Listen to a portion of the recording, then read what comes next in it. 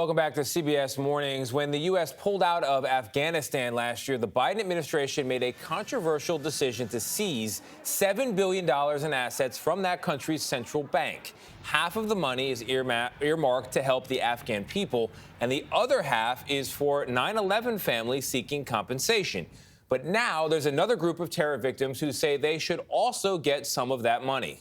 Our senior investigative correspondent, Herridge, has the story. Catherine, good morning.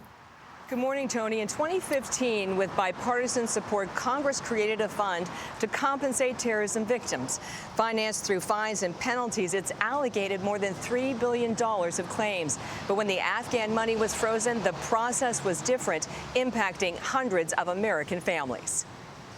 How many pieces of glass have been removed over the years? Probably 30 or 40. 77-year-old Bob Essington recalls April 18, 1983, as the day terror rained down on the U.S. Embassy in Beirut, Lebanon. It was a shock. It was like a shock wave hit me. Planted by an Iranian-backed terror group, the 2,000-pound truck bomb killed 63 and injured more than 100. Nobody knew what it was at first, but then all of a sudden the impact.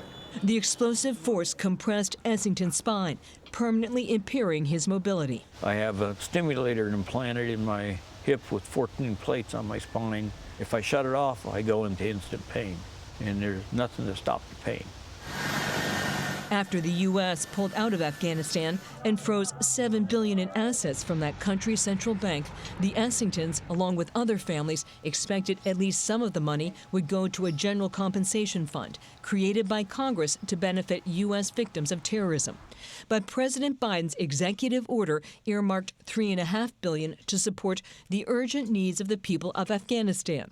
The remaining $3.5 billion was left for a New York court to decide compensation, with a small group of 9/11 families with claims against the Taliban at the head of the line. We're not going to get anything for what happened to us. You know, it's like the government doesn't care anymore.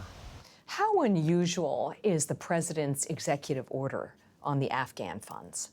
It's very unusual, but the whole thing is unusual. Ken Feinberg has overseen more than $20 billion in victims' compensation, including claims by 9/11 families. Was the U.S. Victims of Terrorism Fund a viable option for the money? Absolutely. Feinberg said the federal court was also an option to handle victims' claims, but no decision was without controversy. You're going to get frustration and emotional disagreement and anger no matter how you distribute $3.5 billion.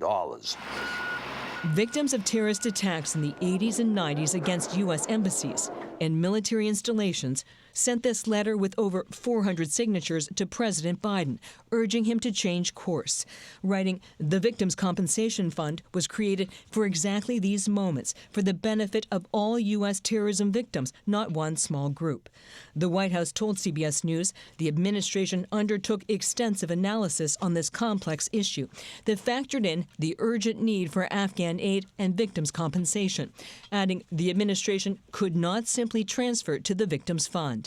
These programs are more than just sort of taking a calculator and deciding who gets what. There's a very important element I learned the hard way in the 9/11 Fund, giving everybody a voice. The Marine got blown from here. Essington, a State Department and Vietnam veteran, rarely speaks of the 1983 attack. It's hard to talk about what happened. Why is it hard? I think it's because of all of the friends that I lost. Now he wants President Biden to acknowledge his story. I don't care about the total amount that I get or anything like that. It's just his recognition of us, the sacrifices that all of us made. And earlier this month, more than 300 veterans and families wrote to House and Senate committees urging them to support legislation that would redirect the money to the Victims Fund. And there's another factor. Critics of the president's executive order say it punishes the Afghan people who face a humanitarian crisis and that all of the money belongs to them, Gayle. All right, Catherine, very interesting story. Thank you very much.